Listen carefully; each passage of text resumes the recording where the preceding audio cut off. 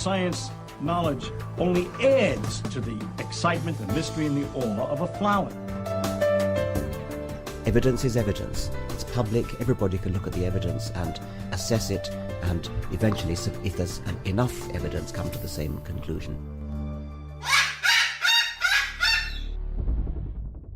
For newcomers and old-timers alike, the Chloe Sanctuary hopes to give you insight into the health and happiness of your companion parrots. We hope to help you build happy homes using reliable and proven tools. The best homes are built on a rock-solid foundation. And the best foundation for a happy home is the bedrock of science.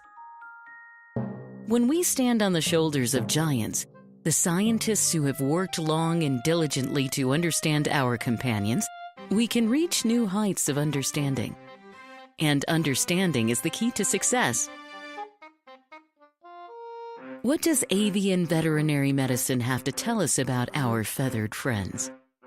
How can we prevent illness, see the signs of disease before it's too late, and care for our birds through ill health?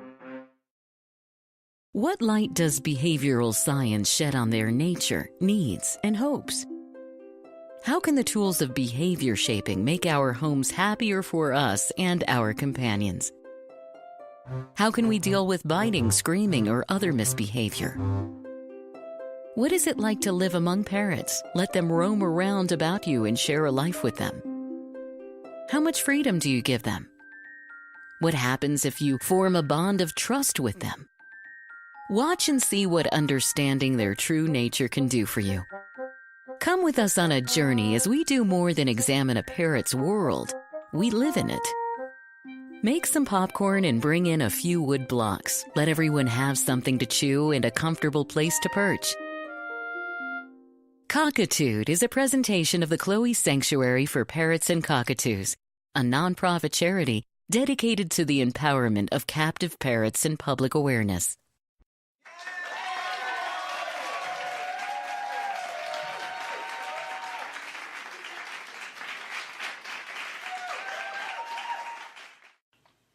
Hi, this is a little forward to our upcoming video here. Just wanted to let you know we're going to cover a lot of material in this particular video, and just let it glide over your head. Grab whatever little gems you can from the video, kind of like looking for gems in the desert. You're going to find some, but there's a lot of material. Just don't let the amount of material overwhelm you. If you have a strong interest in learning this material, this is a good introduction, but you need to take a class with a trained professional, and you can do that over the phone and over the internet with Dr. Friedman. And you'll see in the episode where we show you her website. If you wish to go and take her class, I'm not affiliated with Dr. Friedman. I took her class in 2008, and it's been life-changing for me. And you see how I work with these guys. And if you have the money, it's not inexpensive. Even perhaps if you need the continuing education credits, you can get 22 of those from this class. So you get an idea. It's not the easiest class in the world, but once you come out of the meat grinder on the other side, you can do some incredible things with these guys. So just relax, watch it, pick up whatever gems you can. So here we go, Cockatoo 42.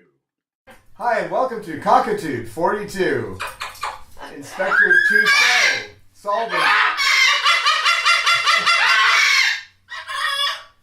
the mystery of parrot training. And today we have with us a rather cacophonous group. Yes, we do. We have Coco, who's best known for disturbing the whole videos with constant noise because she doesn't like noise. We have Babaloo, also a.k.a. Inspector Tuesday. Coco, calm down. And Beaches sitting up on my foot here. Snowball, that's Snowbird. Hi, Snowball. And Chloe Bird. And we have Sugar sitting up on a big perch. Sugar Bird. Hey, Sugar. Hey, yo. Hi. Oh, did I say Sugar? Hi, Beaches.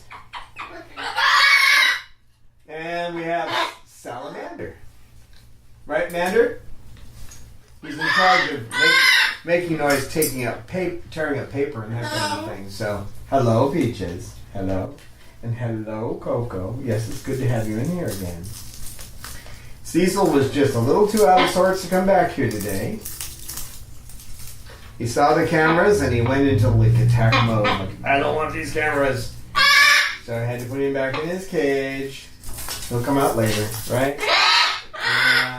You all love this Cecil. He's the eldest of the parrot world. And I tried to bring Roman back, but he's too busy tearing the door apart to want to do that. What are you doing down there, Snowball? First of all, I'm going to show you a video. It's one of our fast food cockatoo videos. It's a mystery, but basically I want you to concentrate on the way the trainer is working with the bird in this video. Okay, you want to concentrate on the way the trainer is working with the bird. And when that's done, we're coming back.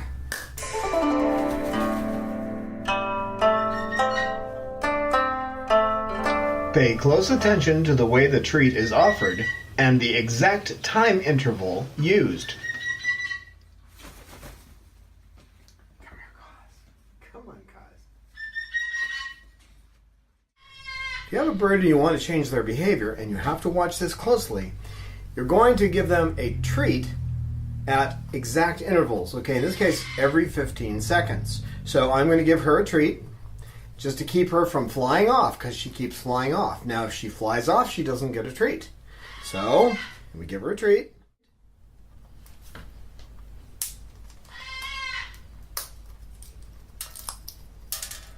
Very good, Cause. And we wait our 15 seconds. 10.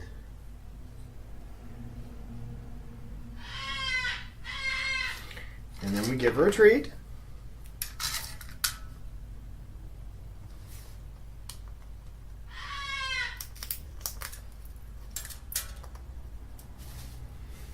And then you wait another 15 seconds. 15 seconds is just an example. Eventually, we work to make the interval longer. Then we can occasionally just reward the bird regardless of the time interval. And give them their treat.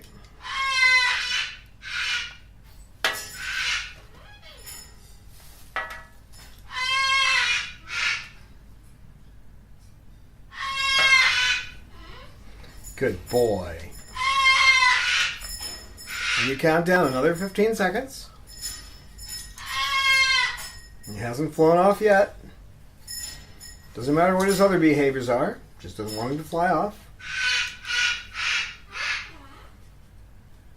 15 seconds is up. Give him a treat.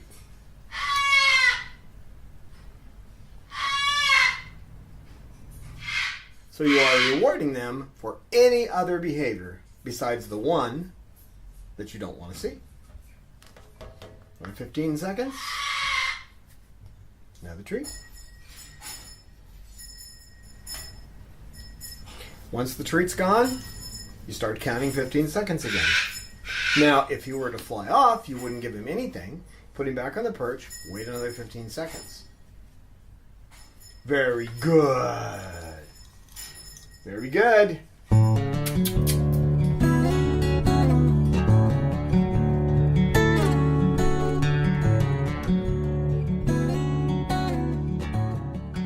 You saw the training technique. Did you see the 8 changes in the room?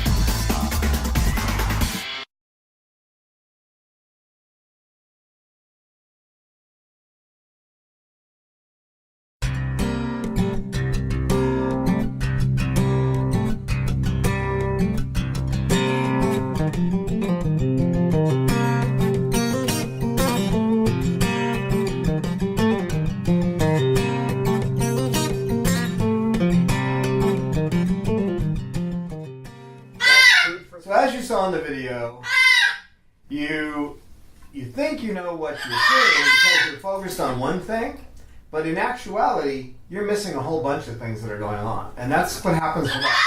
So when I studied applied behavior analysis when I was first learning, the concept of seeing it all was a difficult one, but you can break it down into steps and it helps. So you just try to see what function behavior plays in a bird's life. When a bird goes down to eat, the function is, getting food into itself, right? Part of that is the taste. Part of that is the sight of something, the excitement of that's something I want to eat. All those things go together. The innate drive, it is an innate drive to want to eat. It's one of the ways we survive, like breathing. So we break these things down into certain things, okay, to observable things. We've talked in this series about hi Chloe, about observing what actually happens and keeping your eye on and not labeling things, okay?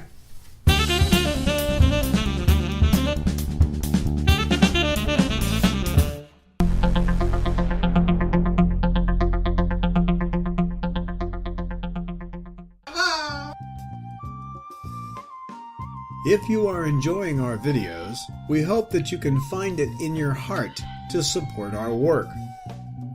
It costs between $25,000 to $30,000 a year to care for our flock of heartbroken and abused birds. Most of our birds came with feather destructive disorder. Even a basic exam with blood work costs $300. Medical emergencies cost us thousands a year. We are a non-profit, and donations are tax-deductible to the full extent of the law. We need your support. Birds deserve a happy and healthy life. Become our patron at www.patreon.com/Chloe Sanctuary to support us on a per-video basis, or donate at our webpage today.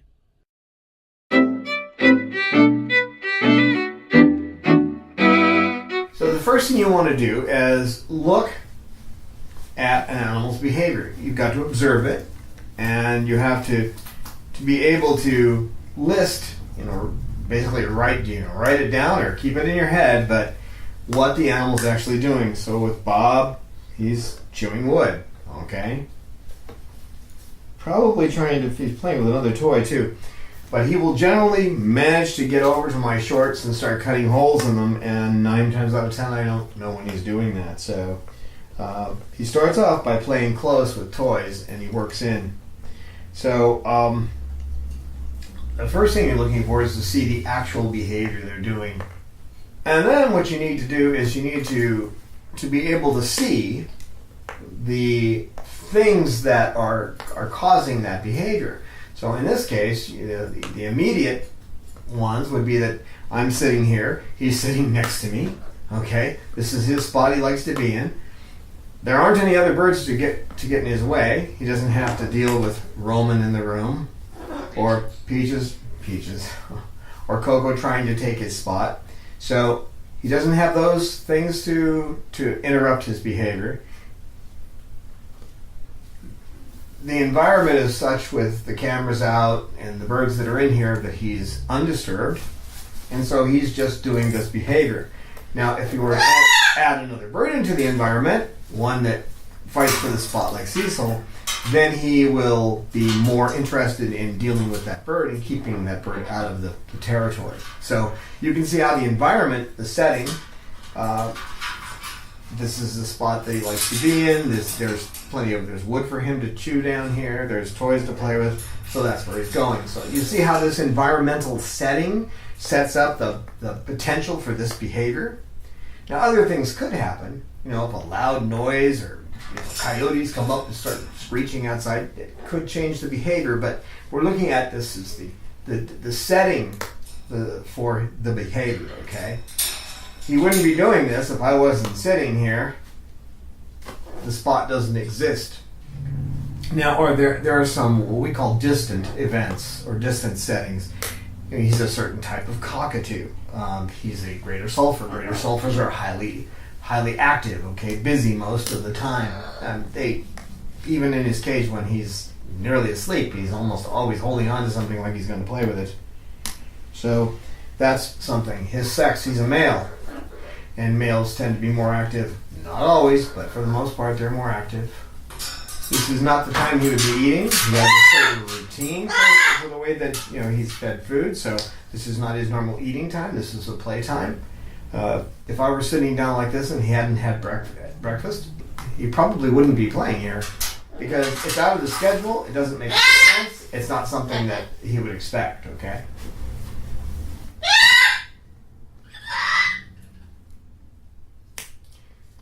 So again, that goes down to the daily schedule. Is this in the schedule? If it's something that doesn't normally happen in the schedule, it can interrupt. It can change the behavior. And the place that he's enclosed in, this area with the cameras up, him sitting on the couch, the lights bright, which normally doesn't happen. This is all part of the setting environment. And believe me, environment has a lot to do with anything. Now, if you're at work and it's work time, you have a different view of work than if you're at work and it's not work time.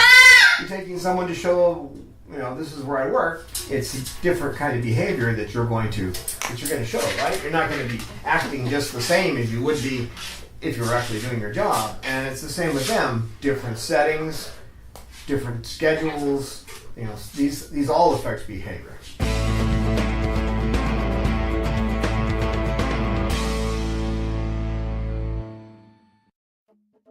We hope you will consider supporting us on Patreon today.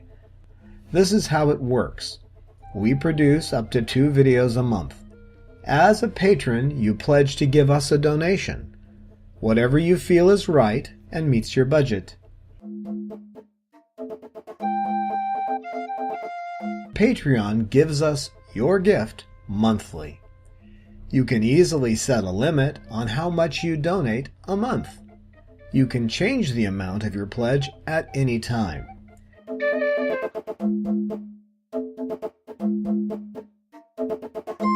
Your gift will allow us to continue bringing you entertaining and informative videos. Patreon.com/Chloe Sanctuary. We look forward to your participation in Cockatoo.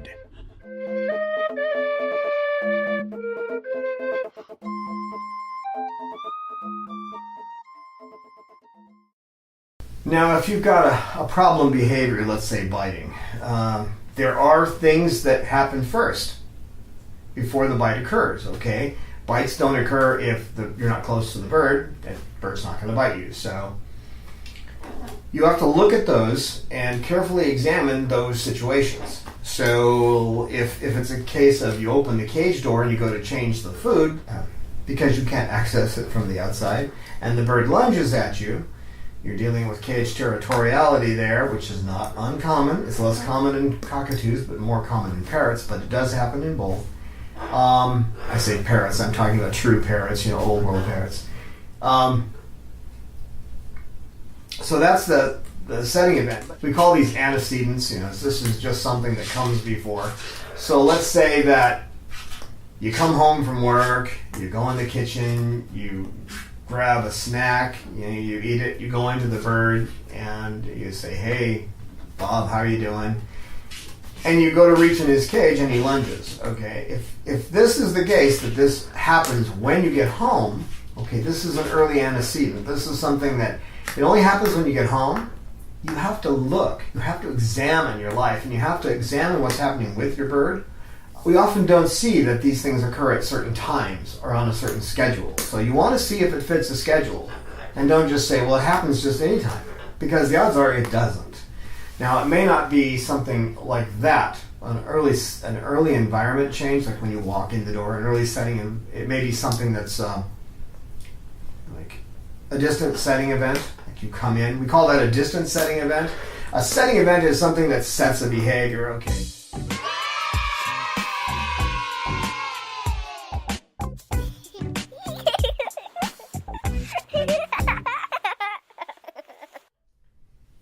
it may be that it could be at almost any time of the day if you open the cage door. That may be the direct setting event, meaning that just as that antecedent happens, in other words, just as that thing happens, then this behavior happens. Okay. That once you have that little bit of knowledge. Okay, it happens at this time. It happens under these circumstances. You have something to work with. As long as you think it's random, it bites randomly, then you don't have anything to work with. You're working on guesses as to what the behavior is. So you need to work it out. Sometimes it takes a video. Sometimes it takes a lot of study. I've looked at videos over and over again when I was taking my my applied behavior analysis training, and you didn't see it right off the bat. I remember one video with this great trainer. He took this bird that had been biting everybody, this yellow native Amazon, it was biting everybody, and within 5 minutes he had the bird up on his arm. But as I watched it and watched it and watched it, I noticed he did make a mistake. He did pull back the food at one point you're not supposed to pull away. So, but it didn't break anything because he is terribly good, and the bird excused it because he was doing everything else right. But again, by watching it over and over and over again, I caught the mistake. And if you watch yourself over and over again, you're not going up there, no, you're not going to Chloe, we're not doing that, get up on this perch, please, or sit over here, that's fine. Now he pops his head up to look a little bit more. He's not quite as focused on his area. He's like, uh-oh, there's somebody here. So you need to know when, where, and the people involved that this behavior happens to. There's, like with Bob, when he was at the last place he was at before he came here, he got along fine with the children. It was the adults he would threaten. Okay, so you can identify that with, it happens when they're, it happens with adults. It happens with adults when, for example, they come to take him away from the children. So it's when, where, and with whom. These are important. You have to figure that out. You're trying to figure out each of the different steps that precede a particular behavior, because all these causes add up. Results are what drive behavior. So if the result is that he wants to stay, we don't know exactly what he wants, but this is what it looks like. If the result he is seeking is staying with the children, and by threatening the adults he can stay with them longer, now we know what the cause is. So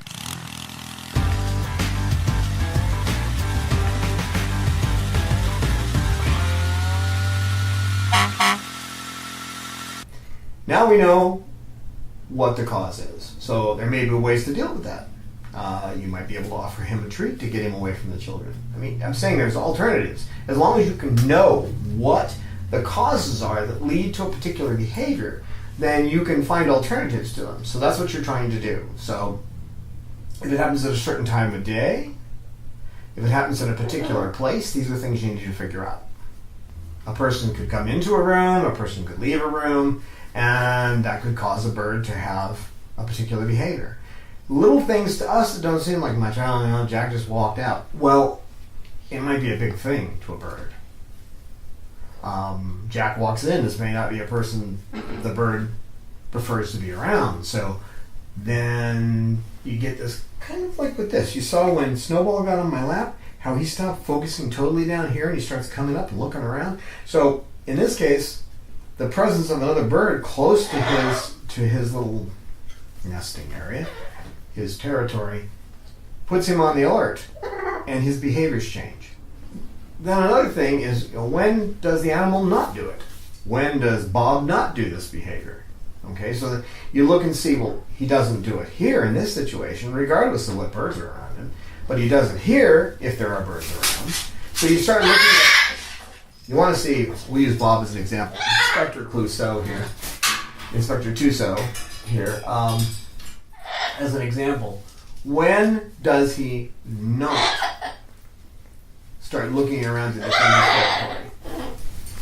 And those are considered successes for him. These are when he's doing the right behaviors that you want, okay, and he's not doing these other behaviors that become an issue. So all this leads us to identifying what the cause of the behavior is. And since behavior, the actions of a bird, the actions of a bird are driven by the results, we can see that if, looking at him here, hi, it's a nice song. That's a good song. Do you have a second verse? Hello, Snowball. Do you have a second verse? You do? That's a good second verse. You have a third verse? No, not usually. You have seconds, but not thirds. I noticed that. Only at night when you're going to bed. Only at night when she's in her night cage does that verse get repeated many, many, many times. Nor, I say only, it's rarely that she will do it more than 3 times in this room. In the night room, it could go on for a long time. And then it may turn to her crying behavior.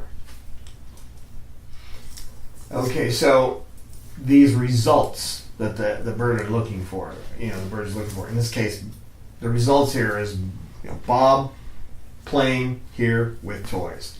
That's the result he's seeking. That's a social behavior. He's seeking the social behavior and his territory. That's my analysis, okay? It's going to be close to the mark, but it may not be exact. So once we've identified that, then we have the basic purpose. We'll keep this territory, be social with me, and play with toys. It's all one loop of things that he's trying to do here. And as soon as someone comes in that threatens that, his behavior changes. So it's the first thing to identify.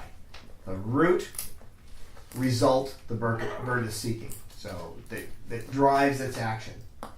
You're seeking a paycheck when you go to work. That's what drives your action. You stop and need the paycheck, your actions change. I'm out of here. I don't want this job anymore. They threw me out of better bars than this place. So that's what you're seeking. And be open-minded. Be alert. Take video if you can. Don't just assume that you see everything. Just as in that beginning video where it showed there's all these different things that happened in the background. And I don't know anyone who's seen that video that caught them all. In fact, most people didn't even realize they were happening because they were focused on just the training. Just what I was doing with the bird. So all these other things changed in the background and you didn't see them. So don't assume that you see everything. That's the biggest reason people can't work with birds is because they don't see, because they're limited vision. If you're running like a racehorse, you only see what's coming up. You don't see what's behind you, okay? So you don't see your whole circumstances. So don't be a racehorse. Don't wear blinders. So in this case, what you're looking for what they gain by it. In this case, he gains the social. Oh, another song? Pretty song, Peaches. Pretty song. You want a stick? Nah, don't want a stick. Good girl. Oh, it's a good girl. Another verse. Very good, Peaches. Come on. Yeah. She is doing this behavior. The results of this behavior is I give her attention. And that may be why she does it in the night room many times, and here she does it just a few times because she actually gets attention. If I'm not in that room, she'll do it over and over again. Just calling her name doesn't do it. I think it's the physical attention she needs. So in this case, socialization, activity, these seem to be the driving factors. Plus, maintaining a territory. These are the driving factors. So you want to try to figure out what those driving factors are. And then, the bird's going to avoid some things too. In this case, it's avoiding what? It's not social. Bob's not socializing with anyone else. He's avoiding this whole area out here. He's got this one focus. So he's avoiding many different behaviors he could be doing in order to do this. So it's possible that some other things, for example, if Snowball gets on my lap, that will start to break that behavior. So the things they're avoiding could possibly be a key to changing the behavior.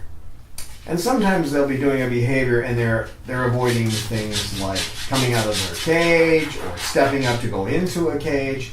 So if they're avoiding something, there's a reason they're avoiding it. And the reason they may be, that's something that you need to figure out is what's the reason they're avoiding this particular behavior. They may be avoiding the step up because you have them step up and you put them in a cage. You may be able to break that by having them step up and then you take them over and give them a treat and talk to them for 5 minutes. And then you take them over to the cage. So you may be able, I'm just giving an example how knowing the result, in this case, knowing what they're trying to avoid going into the cage, is a key to knowing how to change the behavior. If you go, wow, they're trying to avoid going into the cage, well, why don't we make that a different behavior then? Instead of going straight to the cage, maybe we'll give them 5 minutes of fun over here and a treat. Okay? You're just thinking outside the box. You don't want to be a nesting bird. You want to be a bird that gets up and looks at the world. Oh, I think we're talking probably about male eclectus there. Definitely not female eclectus who like to stay in that tree and take care of the babies and get fed by other birds. So now there are things they do in the wild, and if you're familiar with that, you know, like during the day after they've eaten in the morning, they tend to go and play and sleep. So we call it play. They socialize, they sleep, they'll do silly things. Spin around. I've seen videos of them in Australia spinning around on telephone wires and doing gymnastics and that kind of thing. So some of that kind of behavior is more likely to happen at certain times. In other words, after they've eaten their morning meal and, you know, before they eat their meal at night, or even after that for a little bit. You know. But there are certain times that things are more likely to happen. A bird's more likely to be hungry in the morning after sleeping all night, you know, that kind of thing. So their behavior in the wild, if you learn more about that, and we're not going to cover a lot of that in this one, we'll do that in another video, but if you learn how they act in the wild, you're going to have a clue as to some of their behavior in captivity. Keep in mind, though, that about 95% of what they do is learned behavior. So there's a lot that they learned as they were being raised by humans after being bred and incubators and hatched and handled by humans. There's a lot of things they missed. Some of the behaviors they would have in the wild aren't going to be there. And the reason they're not going to be there is because they didn't get taught them. They don't have parents, they don't have siblings, and they don't have a whole flock to give them the culture of their world. So, but still, that certain 5%, you know, like the one where they go, this, you know, they're looking for a place to fly. Even if somebody's clipped a bird, which I don't recommend, but even if someone has clipped a bird, they'll still do this. And of course, you have a fight or flight response, and one reason you don't want to clip your bird, because if they can't fly, that leaves only what? Fight. And it's not their normal way of doing things. They're not good at it. So they threaten, they cajole, they do all kinds of things but to try to get what they want, the result. Okay, so their actions are driven by a result they're seeking. So then you want to put all this together. You want to say, okay, Bob attacks Chloe. If Chloe gets too close to his nesting area, he's in his territory, he has his socialization going on, and when Chloe comes over, he doesn't see that he can do the behavior he wants anymore. So at that point, his actions are to try to get her out of the area so that he can go back to what he's doing. And that's, again, we have to make certain assumptions on this, and they may change, because you're going to make, what you're going to do is after you make these assumptions, you're going to test them, okay? You're going to say, okay, that's the case. Now what if I get her over here next to me instead of up here where he can see her? How far? You try to see, what's the distance? Okay, what's the distance? And other things are maybe socialization between these two needs to be done. So you need to find some way to socialize them. So there are ways to do that. You can train each of them individually in a certain behavior, and then you can bring them together to share that behavior. There's a lot of things you can do, but you need to get that kind of worked out in your head and test it. And we'll get into the testing, okay, a little bit later on. Okay, so once you've got this figured out, and you have a behavior you don't want them to do, such as, let's say, biting. It's a good example. There's a behavior you don't want them to do. What kind of replacement behavior what can you give them to replace that behavior? So what other behavior can they do instead of biting? Well, chewing on a toy is one. Being social is another. Getting a treat is another. So you want to list what possible replacements will.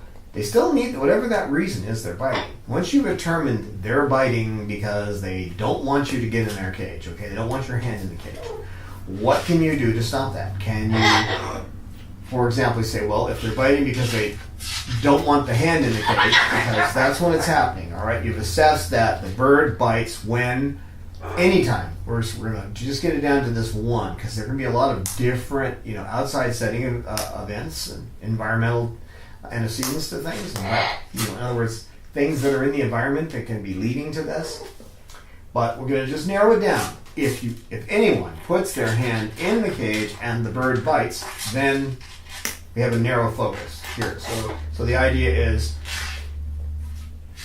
if they're playing with a toy, if it's a toy they like, Coco has a favorite little foot toy, and you hand it to them, they play with the toy, you can change their food in their cage, no problem. That's one thing. If it's a food treat, that's another thing. Changing the environment. If you open the door, does the bird come out and the bird doesn't bite outside the cage? Okay. Can you just open the door and have the bird come out? Okay, you open the door and the bird only comes out part of the time. Can we open the door and offer a treat for the bird to come out? I mean, there's a lot of different things you can try, and you test them. Okay? So rather, you basically look at it as the bird does this, biting, when I put my hand in the cage. Rather than that, I could have the bird take a treat, and then I can have my hand in the cage. Or I could have the bird come out of the cage. Come up with a whole bunch of rather thans. Rather than biting when I put my hand in the cage, I could have the bird do this, this, this, and list. And just be thoughtful about it. I remember years ago when I was studying paganism. I'm not a pagan, by the way, but I was studying paganism. I love the word because it just means, like people who don't live in a city. But they had a mental technique that you used, and basically you would think of something like a pencil, okay? Now, all the different ways you could use a pencil.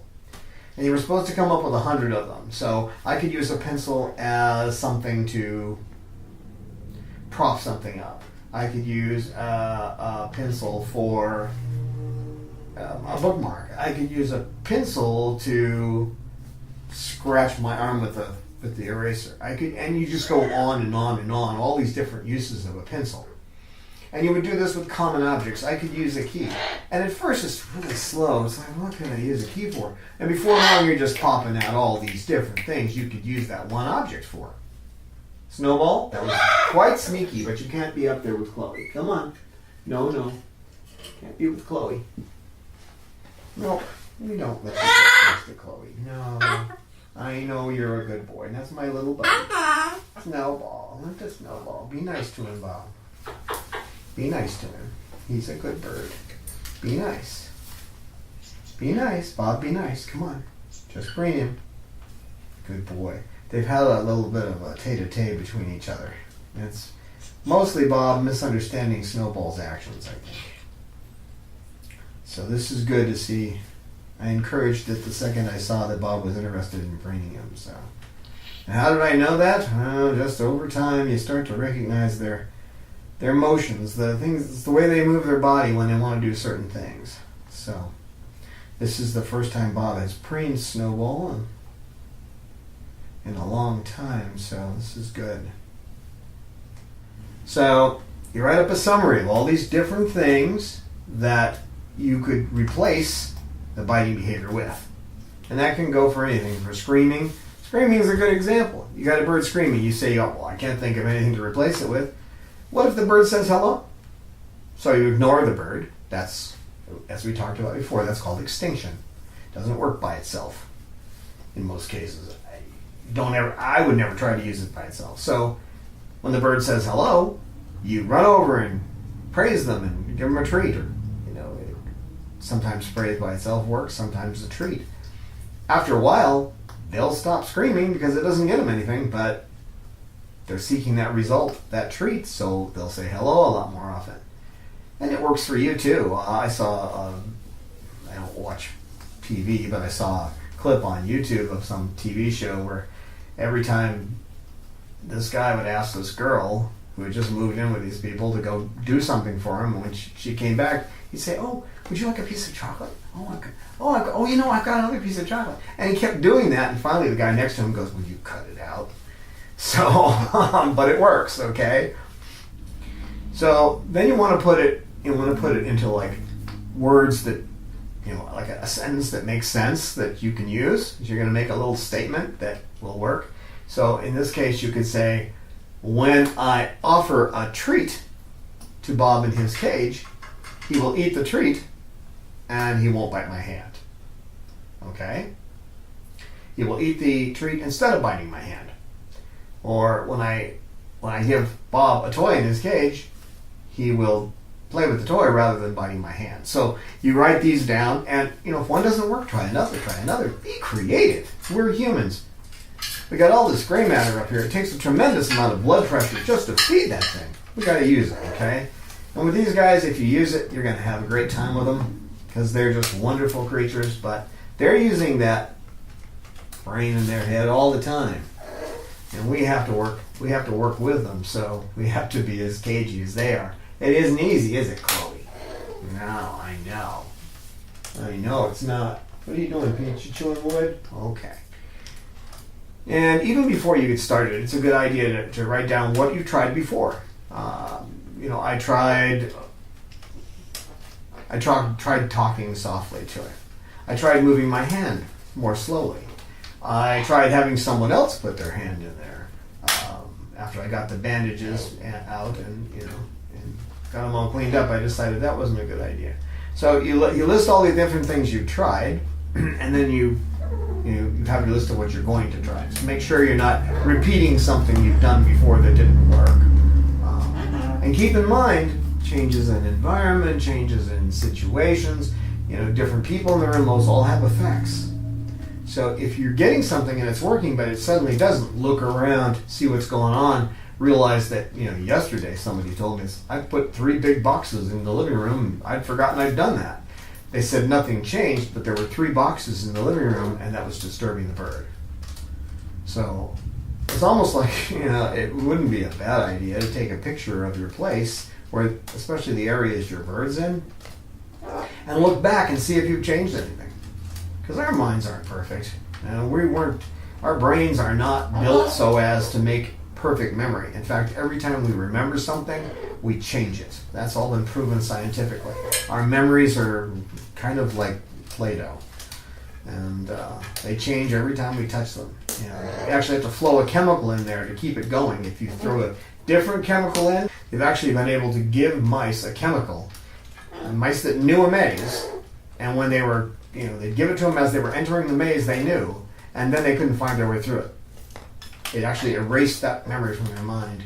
So you build new memories, and you have to doubt your own. And it's good if you do, because if you can start doubting yourself that way, you're gonna find that really helps with these guys. So your first strategies, the first things you need to do is kind of look around and say, what can I change? This only happens in this particular environment. Maybe I can change the environment.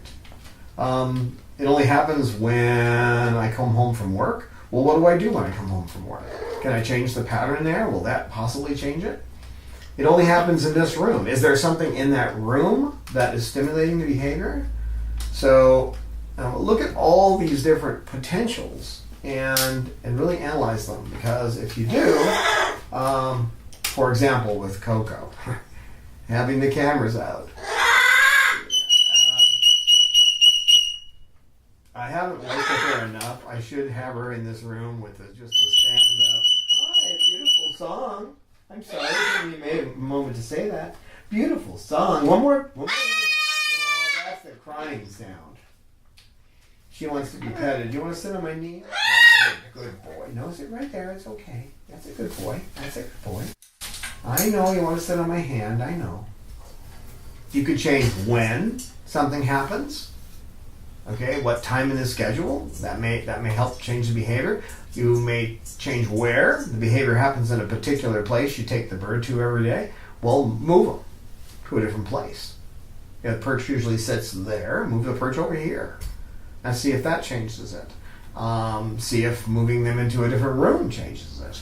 They're in the den, move them into the living room. I'm not talking about their cage, but their perch. So, and then the people they're reacting with.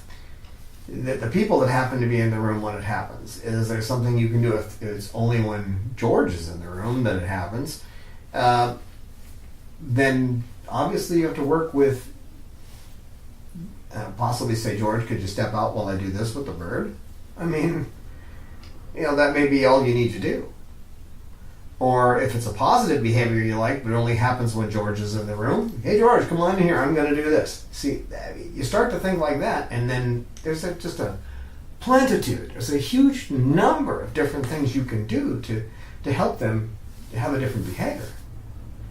But you got to get your focus widened, because we tend to be kind of like this, I know I am. Now, another thing too is, there are skills you can teach a bird. I've taught these birds how to spread their wings for the vet, and that's a good example, right? Well, they don't tend to be aggressive at all when they're doing this. So for example, you could teach a bird veterinary skills, like with Bob. I could flip him over on his back, and I can do that with all these birds. I'm not going to do it right now because we have a nice calm room where you can hear me, but you can laugh at me down there. You started. So you can teach them behaviors. For example, step up or wave, or if you can capture a behavior, like they say hello, and you can capture that.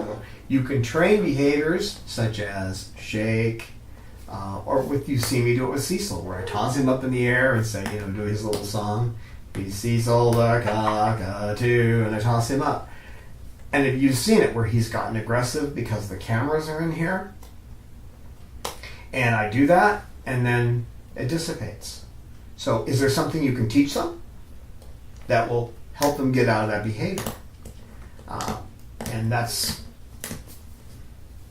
And we'll get into training specific behaviors like that later on, but we're dealing with misbehaviors here. It doesn't have to be. You could use this for any kind of behavior, but I'm primarily trying to focus on how you can use this for misbehaviors. But remember, you can create positive behaviors all the way around, and there doesn't even have to be a misbehavior there.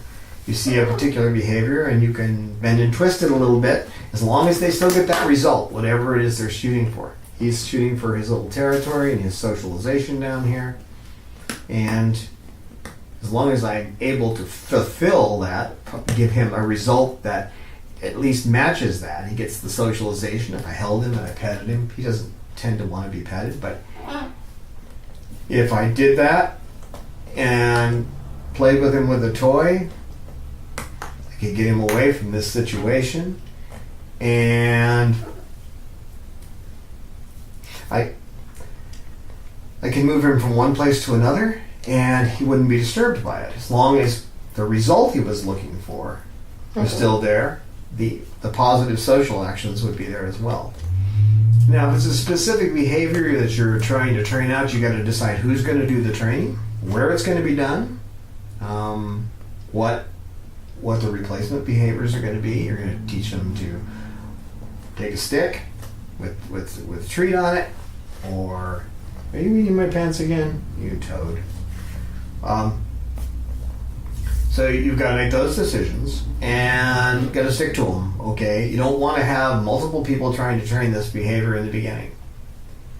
So if the bird's a screamer and you're going to focus with one person doing the training, later on you can generalize it and have other people get involved as long as they stick to the same procedure.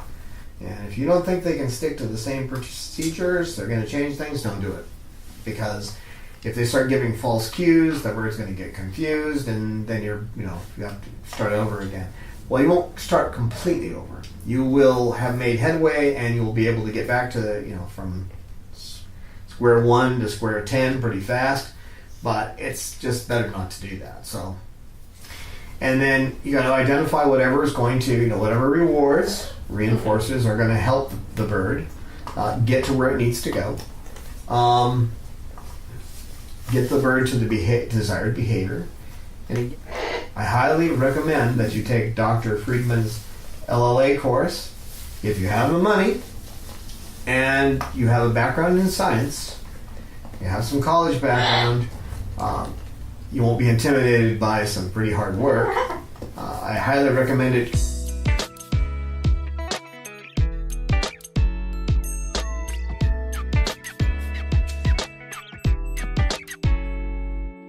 Dr. Friedman can teach you things that you didn't even know were possible, and basically following the same guidelines she taught me as I take you through this. So,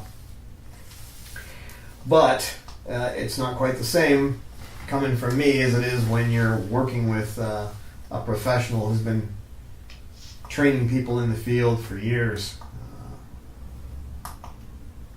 She's my greatest mentor in behavior with these guys. I mean, I study it all the time, but the ground that I work on was put there by Dr. Susan Friedman. So you can find a lot of information on this on behaviorworks.org. That's her website.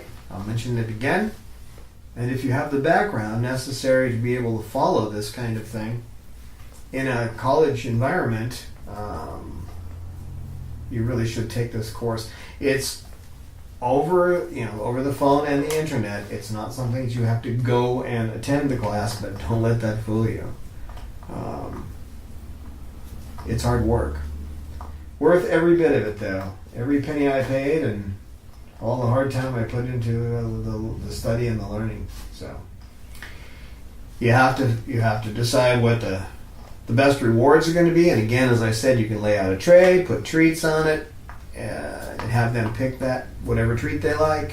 Out of there, the first one they go for is most likely going to be their favorite, so take it out of their diet and use it when you're training them. Some birds prefer to be petted. Always remember that when you give a treat, you should give a secondary reinforcer. And that just means that you give them the reward that they want. In most cases, that's going to be a treat. And then at the same moment you give them the treat, you say good bird or good boy or good girl or whatever, but you stick to the same one. Be consistent, okay? Always be consistent. But decide what rewards you're going to give. What's going to reinforce this new behavior. And of course, part of it is that you want to replace the behavior that's already there with something else that will fit. So there's a certain reward in that anyway. I mean, obviously, if a child wants a Twix bar, but you offer them a Snickers, and they're okay with Snickers, that may just replace that behavior. They're not eating the Twix now; they're eating the Snickers, right? Not that I'm suggesting you should feed your children sugar. I've been around the little rodents when they're all hyped up on sugar. So I'm not really suggesting that. You guys, now they're preening again, see? He was chasing him away yesterday, now he's preening him. 75 in here. So, in most cases, you want to give a reinforcer and a reward, okay, whatever it is, for every correct behavior. So, if they're doing what they should be doing, in other words, Bob comes up, let's say if I was doing that for this. If Bob came up and was preening him, I would give him a treat just as he started preening. And that would be rewarding him at the exact moment, and I would say, good bird. What I did with him was I petted him and said, good bird. I petted him and let him know, because petting is a reinforcer for Bob, and let him know that his preening snowball was a desired behavior. So figure out what's going to be the best reinforcers, list them down so you know, and if one stops working, you have a list, you just go back and pick the next one. It's critical to have that list. And it's critical to know what you're going to use to reinforce the correct behavior. Now, you may want to reduce behaviors, like if you're reducing the screaming, so you have to decide what you're going to do to reduce it. So, with biting, there's a couple of different ways. I mean, there's lots of different ways, but the two that come to mind to me, incompatible object, a bird can't bite if it has, Bob likes papaya, so if I give him a piece of papaya, he wouldn't bite. Not that he's a biter, he's not, but, well, he can sure threaten you. You know, he doesn't really deliver unless you just limp out. It's about the only way he's going to deliver to you. He's just perfectly happy giving you the eye, you know. Aren't you, Bob? So when you're reducing behaviors, you have to know what you're going to replace those behaviors with. If a bird is screaming, if you can get them to vocalize something else. With Salamander, his horrible little thing he picked up from Sugar and amplified it 10 times. It's quiet when she does it. It's kind of, but when he does it, it's just awful. I know, it sounds a little like you, doesn't it, Salamander? So, to reduce that, I chose another sound that he makes. Actually, any other sound. If he goes, he makes his little sound or whatever. Anything he does that is an other sound, other than that one, I immediately give him praise for it. And he doesn't need much in the way of food reinforcers. He's a bird that just likes the praise. So I come over, praise him, give him. He doesn't even like to be petted that much. A little bit on the back, not much on the head. He's unusual in that. He doesn't really care for being petted on the head. But so just determine what you can reinforce, what other behavior you can reinforce to get rid of the one you don't want. So you can occur, like with him, I ignored those particular sounds I didn't want, and then the second he makes another sound, I rush over and reinforce it. You know, good bird, you know, and he knows I like that sound. So we don't hear it much anymore, it's almost gone now. So you can use extinction, in other words, ignoring. You can ignore something, but be sure to replace it with something else. That's critical. Know what you're going to replace it with. In some cases, you may have to actually, like a timeout from something they enjoy. If you have a bird that has been fine, but it starts biting or nipping, it's happened a few times when I've been doing videos. I have a bird that just kind of goes south. Take them out for a couple of minutes, bring them back in, and the behavior's gone. So that timeout will work. I don't suggest, and a timeout for a bird's about 2 minutes. So you may occasionally have a bird that needs timeout for a longer period, but that's because it's rare, and you shouldn't do it more than a couple of times in a year for any bird. Sometimes with Bob, he has to be left in his cage for a day. But that's no more than a couple of times a year. And that's just when he's just going after everybody. He just goes like that once in a while, don't you, Bob? And a day in his cage gets him out of it. He'll beat his toys around, slam things around for a whole day. And then the next day, he's like, oh, okay, what are we doing? And two, make sure it's a good idea to write it down, but make sure you know exactly what you've been doing, and you can be able to communicate it to others so that when you do want someone else to do this, like, okay, in this situation, with, in this room, with these people in the room, under these circumstances, Bob will do this. Okay? So, this is how I deal with it. And you show them exactly. You don't just say, oh, I pull out a stick and give them some peanut butter on it. Don't do that. Take a stick, put the peanut butter on it, and show them how you present it. The exact way, and the facial expression. Show them, and then have them repeat it.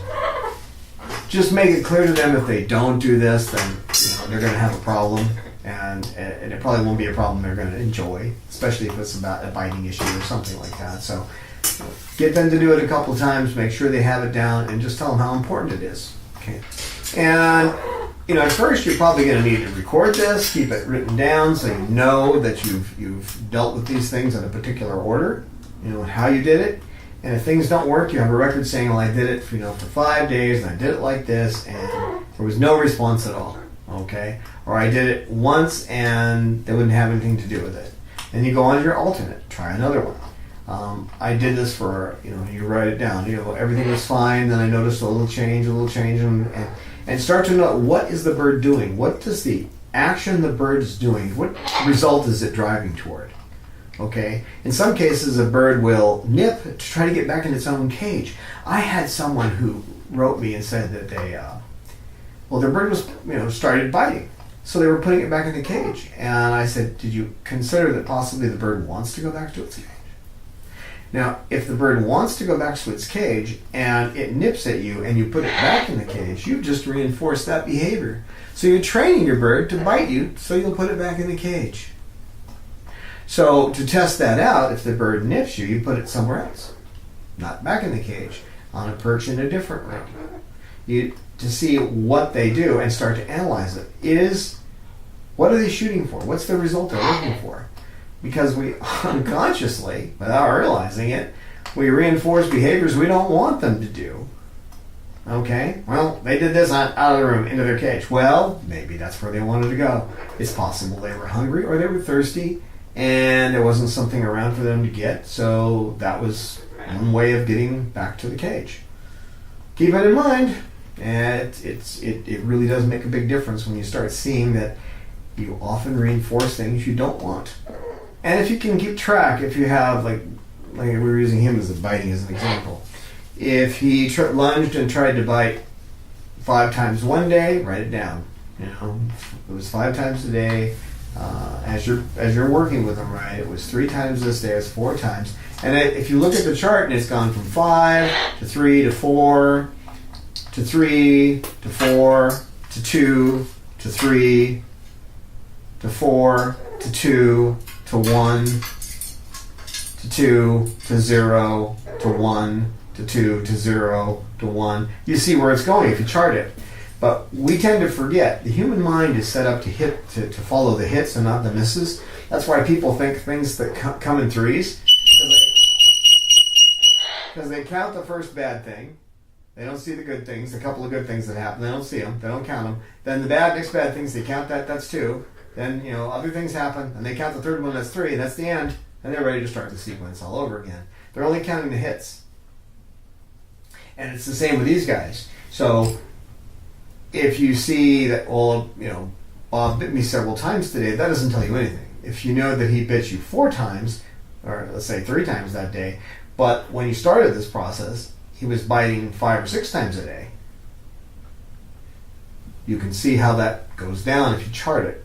That's why we chart things. So try to chart things out. It doesn't have to be anything fancy. Take a composition book and say, so many times today, or when it happens, go over and put a check mark. At the end of the day, you got 5 check marks. 5. And you can write down little notes like, it wasn't as severe as usual, or it was just a minor nip, and that kind of thing. You write that kind of thing down. This whole thing will be you can consider what you've done a success if at the end you have either increased the behavior that you want, you're looking for to increase the behavior, or you've decreased the behavior that you don't. Okay, and it's a success if you've reduced it, and you've decided, if I can get this down to 1 time a day, I'm happy with it. Okay, maybe less, but I have to get to one time. If you get to that point, you've decided that's what your success level is. That's what you keep striving for. Every action is driven by the desire for a result. Okay, they're looking for this result, so they do these actions. So if it doesn't work, what you're working on doesn't work, then you must have missed something. So go back and examine it again. And if you do that, after a while, you can start to do this on the fly. At first, you need to really have it all written down.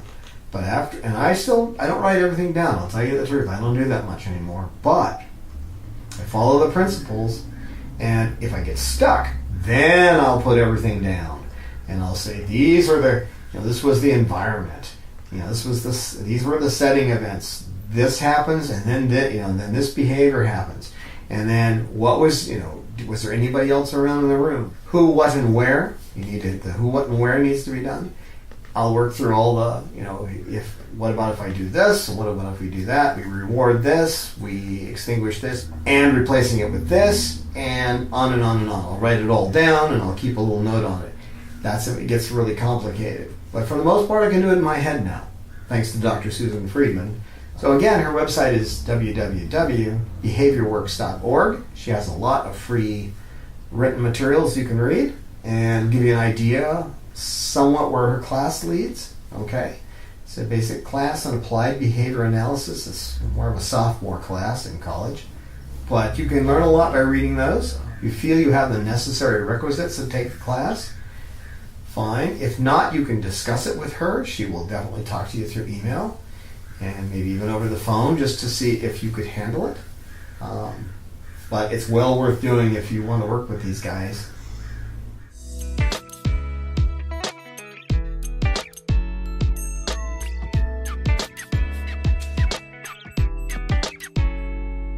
Yeah, I realized I was hopelessly lost.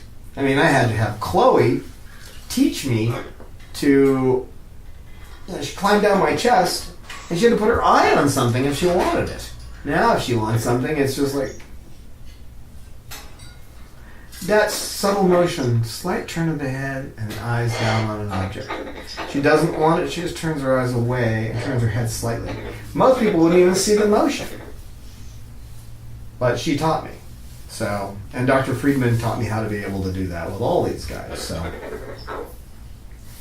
this is not a paid advertisement. I'm just telling you that if you really want to know this stuff and you want to be able to use it with full effectiveness, I suggest you take her course. What do you say, Inspector Tuso? You want to say goodbye to the people?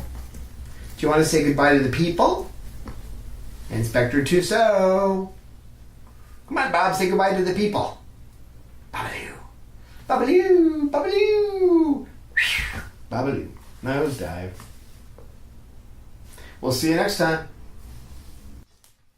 Hi, and welcome to Coco. Hi.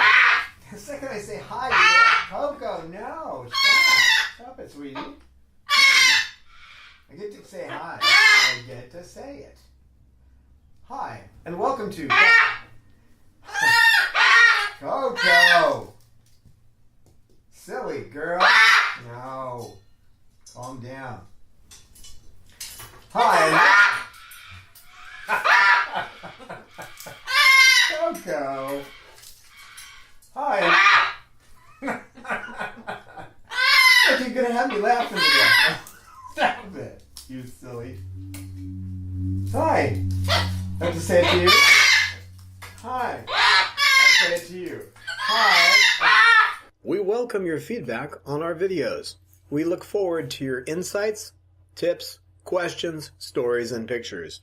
You can email us at cockatoo@chloesanctuary.org, reach us on Twitter @Chloe Sanctuary, and join with us on our Facebook Chloe Sanctuary page.